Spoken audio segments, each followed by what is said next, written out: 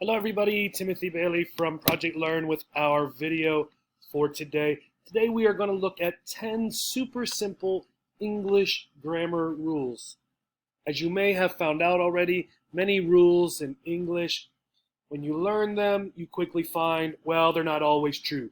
So I tried to find 10 rules that even though some of these may not always be true, they are mostly always true. Now let's go ahead and look at them. Number one, all sentences begin with a capital letter. A capital letter is the big letter. So if we look, he is my brother. You can see here is the problem. This is the beginning of the sentence. It should be with the big H. He is my brother. Mrs. Rye is from Nepal. Doesn't matter if it's an abbreviation, Mrs. Still needs to look like this. Mrs. Rye is from Nepal. I threw this one in here as a trick. Sort of another rule, I guess. We do not start sentences with an actual number. We need to spell it, and it needs to have a big T. 2 kids are in the park with a capital T. Okay, so rule number 1. Rule number 2, I is always capitalized. Here we're talking about the pronoun I, as in he, she, it, I, not the letter. So the pronoun I is always capitalized no matter where it is in a sentence. Luckily, it's usually at the beginning, if not the very first word. I need some milk from the store. So even if this wasn't supposed to be always capitalized, it would be just because it's the beginning of the sentence. But even if it's moved, excuse me, Mrs. Mueller, I will be late for class tomorrow. It is still capitalized here. And another one. Suddenly he shouted, I am not an animal. Here it is capitalized. Okay. Now the trick for this one is this is a sentence by itself within another sentence. But that doesn't matter. It's still capitalized. I do not like green eggs and ham. Again, beginning of a sentence, but it doesn't matter. The pronoun I is always capitalized. So keep in mind, this is the pronoun, not just the letter I, like you see it in other words. Number 3, proper nouns get capitalized. There's a nice pair of shoes or sneakers. These are my new shoes. Okay. Remember, a proper noun is the specific name of something, right? So none of these are specific names. This is capitalized, as we saw in Rule 1, just because it's the beginning of the sentence. So no proper nouns. Let's try this. These are my new Nikes. Nikes, you see their symbol here, is the proper name of a shoe company, and we often use it to refer to the shoes themselves.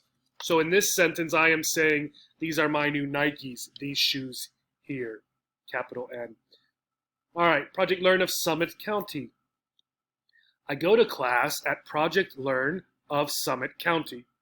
So the whole name of our organization where you are studying is all of these words, Project Learn of Summit County. Okay, so as a title, the important words get capitalized anyways. Notice words, prepositions such as of or articles often do not get capitalized, or they typically do not. So this is a title. These 4 letters get capitalized. Now, if I said that I live in Summit County, these would still get capitalized because this is the proper name, the specific name of a county. So these would get capitalized. I am a fan of the poet E.E. Cummings. Now, sometimes you will see parts of proper nouns are not capitalized. For example, you might see this poet who artistically, for artistic reasons, chose to make his name all lowercase letters. So you might see it like this. You might also see it with capital letters. This is how he wanted it to be.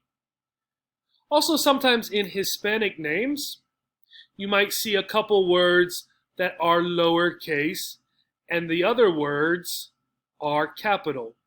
And that's because I believe the meaning of these words, okay, tend to be like of or and. Okay. Number 4, all sentences end with one of 3 punctuation marks: a period, a question mark, or an exclamation mark. I have a brother and a sister, period. Where are you from? Question mark.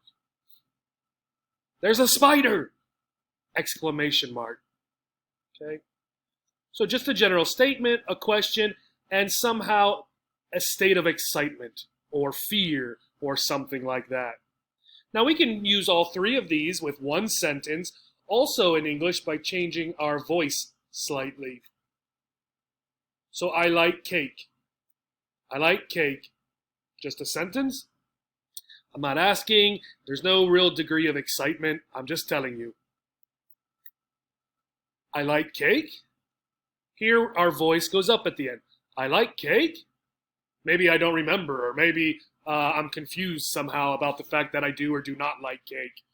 We wouldn't normally say that, but there are other times when we would raise our voice to indicate a question, even if it's not a question normally. I like cake. Here I'm excited. I'm telling you in a very excited tone, yes, I like cake. Okay. Number 5, all sentences must have a subject and a verb. A subject, if you'll recall, is the thing doing, sort of, the verb. Okay. Let's look at our first one. How do you get to school? Imagine this question. I could answer and say, I walk. So the verb is walk. And who is it that is doing this walking every day to school? I am, right? So the pronoun I. We won't use these a lot in writing necessarily. You will get a sentence like this more probably in spoken English to a question such as this. How do you get to school? I walk. We don't always use a long sentence. I walk to school, or I walk to school every day. We might just say, I walk.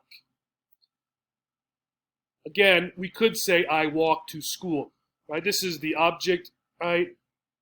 This is not necessary to make a complete sentence. To make a complete sentence, you only need a subject and a verb here. Okay?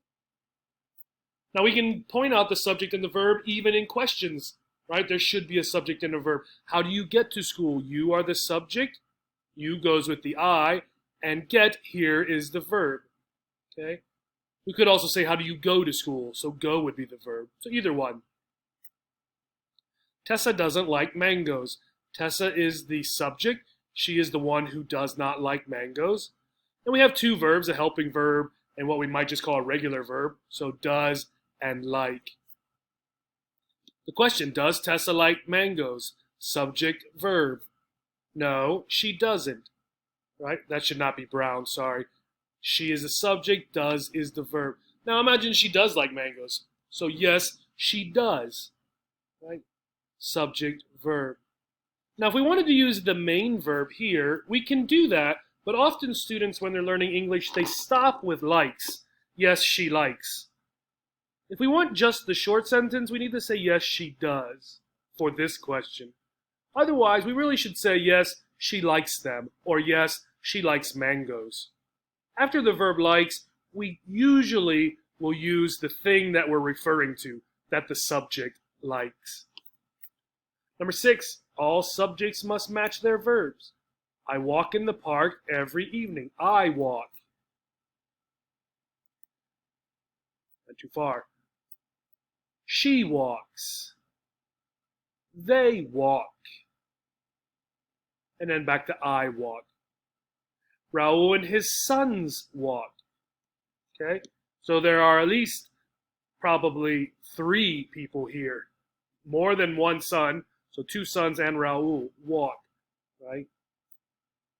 Noodles and rice are staples of the Chinese diet, right? This one can be confusing. This is plural. This is uncountable, right? If we just had this by itself, we would say rice is. If we had just this by itself, we would say noodles are, right? Together, noodles and rice are staples of the Chinese diet. Mrs. Mueller and the students went on the trip. Again, right? There are one, and then let's say at least two students went on the trip. They went on the trip. One of the boys is my brother. The key here is we're talking about one. So when we say this, for this, we could say he. He is my brother, right? So one of something is always going to be the singular, right? He or she or it. Number 7, sentences and questions have a specific format. Sentences are usually subject plus verb and then the object if we have one. She is eating a sandwich. Subject, two verbs there, and the object. My friend Raul, who is a teacher in California, was just nominated for Teacher of the Year. The subject is my friend Raul, who is from a teacher in California, and the verb, two of them, be-verb and verb, was nominated. Questions typically have more formats here. So for the first one, what is she eating? Question word, be-verb, subject, verb. Is she eating a sandwich? Be-verb, subject, verb, object. And then a longer type of question has the question word, helping verb, subject, then the verb, and sort of what we might call the object of the verb. Number 8, be-verb, verb, ing. Almost always, when we use a be-verb, we follow this rule. Here are the be-verbs, am, are, is, was, and were. I am going to Cleveland this weekend. I goes with am, so they agree, like the previous rule told us. Be-verb, verb, go, ing. They are going to Shanghai next month. They goes with are. Be-verb, verb, ing. When were you planning to start class? So for a question, the subject separates the be-verb and the verb, but we still must have be-verb, verb, ing. Sergey is attending ESL classes in the fall. Okay, he is. Number 9, adjectives and adverbs. Adjectives usually go before the noun or between the noun and the be-verb. Fatima bought a new car. New is the adjective before the noun car. Her new car is red. Here we have the same thing as here, but also red. Be-verb, adjective. I am excited. Be-verb, adjective. This talks about me. Adverbs are usually near the verb, but can also lead or end a sentence. Lucy drives carefully, and we could say on the highway if we wanted. Adverb, talking about the verb. Suddenly, the dog barked. Right? Typically, when we use an adverb at the beginning, it's separated with a comma. I often eat lunch at my desk. Frequency adverbs often go before the verb. And the last one, number 10, articles. And the. Is for general nouns, before a word starting with a consonant, and is for general nouns also, before a word starting with a vowel. The is for specific or particular nouns before any word. So imagine this teacher is talking to her boss about getting a whiteboard for the class. She might say, I need a whiteboard for class, any whiteboard. When she's in class, she might ask the students who wants to write, they should say on, the board. So on this specific board. Now she has one. So she's talking about this specific board. Now sometimes articles are difficult, so this is perhaps one of the most difficult rules that we've gone over. I like to watch TV. Here TV is talking about the programs, not the actual machine. If we're talking about the machine, we typically use the article. So I broke the TV, right? The machine. I like to watch the shows on TV. I broke the machine, the TV. Also things like I like animals when we're talking in general. For many countries, she is from Germany, we do not use articles, except if it's a plural sounding country, such as the Netherlands or the United States. Here are many links. Check out the links. I hope these rules were helpful. Think about them next time you are writing or speaking. Have a great day.